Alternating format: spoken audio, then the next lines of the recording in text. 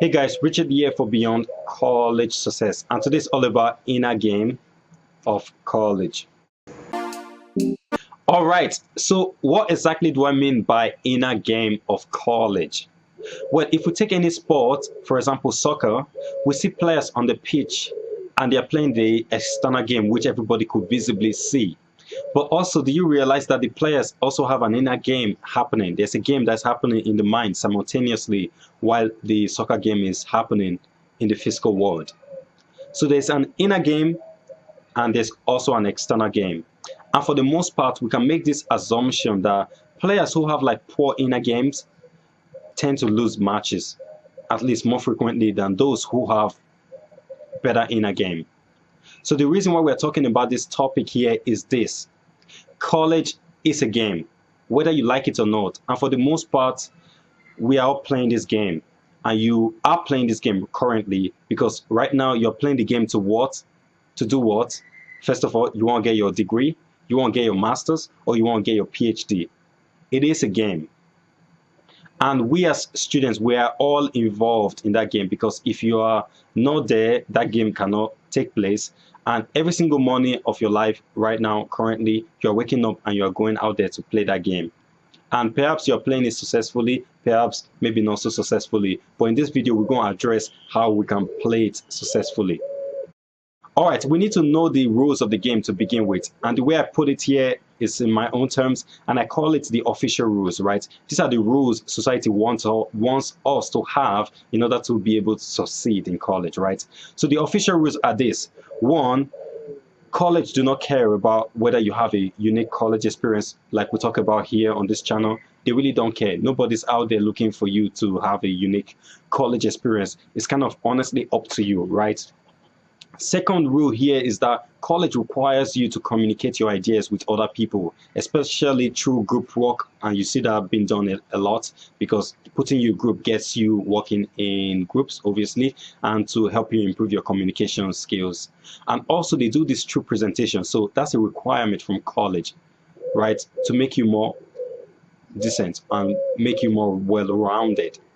Number three rules here is the fact that college examines you all the time, and it's a requirement if you want to play the rules of college to be able to get your degree, right? So you have to be able to sit your exams every 6 months or whatever setup your college have. Or maybe the fourth rule here, or the fourth rule, is the fact that you need to submit your assignment, you need to show up for your labs and perhaps show up for lectures, which most people I believe skip tons and tons of lectures. So but that's not the gist of this topic. So that's the external official rules that we all know that we need to play, right? If you don't play this rule, there's no way you're going to graduate. But here's also a tricky part here to this.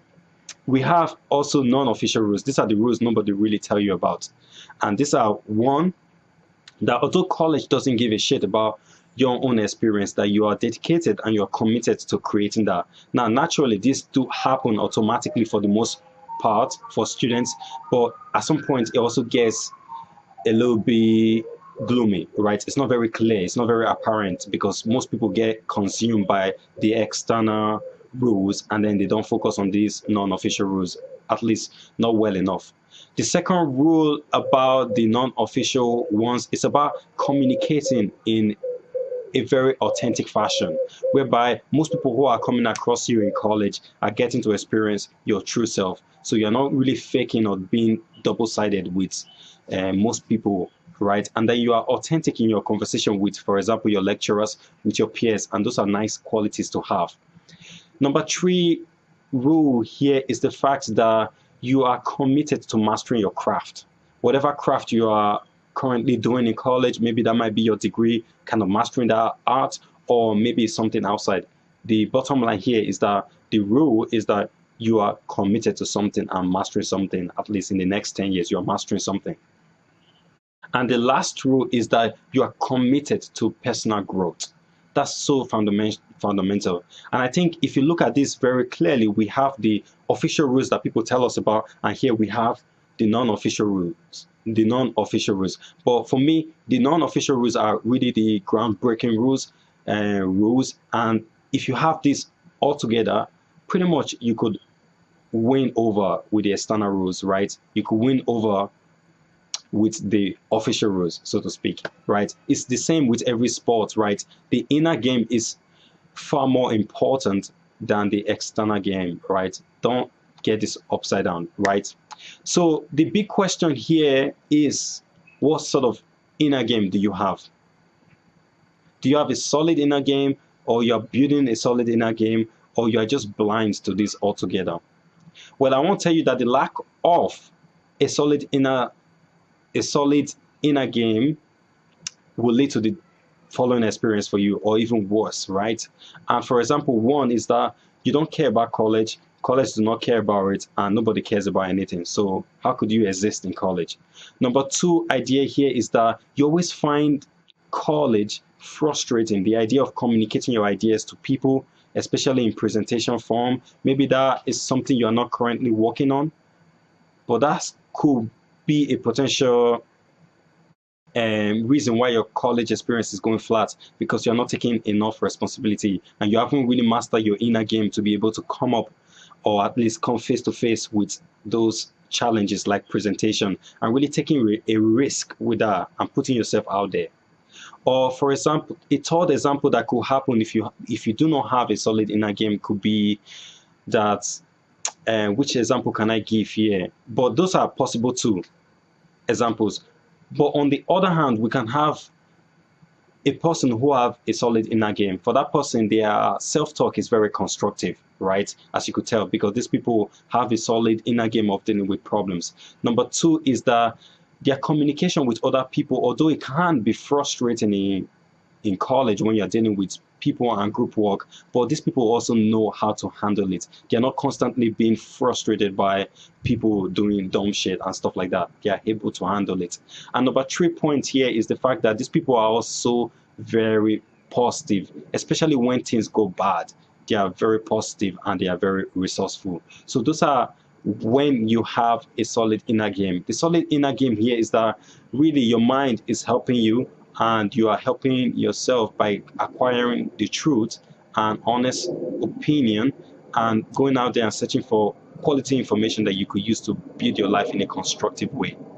Whereas if you do not go about doing this, then you're going to have a poor inner game, and then most things will seem very difficult for you. So what are the practical ways we could help you instill a proper inner game, or at least help you build or begin the process of building a solid inner game? So one of the things I definitely do is 2 things, right? Particularly 2 things. It's definitely the thinking part and then the action. Right, we are talking about inner game. This is not an external game that you can go out there and just change things automatically. Inner game is all about in here. Something has to change in here. Whatever you're doing, it has to change. If at least if it's not working for you, you have to change something in here. So for me, the way I always do this is by thinking, first of all, thinking or using thinking as a tool, and then acting on that. For example, maybe my exams are going bad, right? What kind of inner game do I have for those strategies, right? For those cases? Do I just fall down and say, oh gosh, I'm going to worry about that? No, I change my thinking and I focus all my energy on the things that is at hand. For example, I think I used to do this a lot. Whenever I finish an exam, it just tends to spin in my mind, and I go through like literally all the marks, all the grades, and how I did and stuff like this. And I would spend a lot of my energy worrying about that kind of stuff, right? And that was me having a very weak inner game when it comes to exams, sitting exams and stuff like this. But only recently did I actually made some massive progress by just choosing what kind of thoughts do I allow. And generally, when I come to those places whereby I'm expecting something or expecting a result of any form, I'm always very positive in the outcome. And also, I take actions as well. So for example, when my exams results are about approaching, I don't really focus on the exam. If I do think about something like, oh, I'm going to fail that exam, then I quickly replace that with something else that's definitely positive, and then I focus on the things that I'm doing. Because I think if you do not have a solid inner game, then you're always going to be drawn by the past, always drawn by the past. For example, in this case is the fact that I'm always looking back to the past here. And also, solid inner game is about being in the moment. So I generally take massive action to make sure that I focus on my energy at the task at hand, and especially being present and being in this moment. So there are other ways you could find to do this, but I'll leave that up to you. But the bottom line here is that inner game is very important, and inner game in college is very important. It encompasses all the activities that you are doing, but in a very mindful way, such that you're not losing the game. Yeah. Ultimately, you won't graduate, but apart from graduating, this inner game is going to help you after you graduate and help you throughout your life if you continuously work on yourself and continuously improve on your skills. All right, that's it for this video. Leave me your comments if you so wish, and I shall see you later. Bye.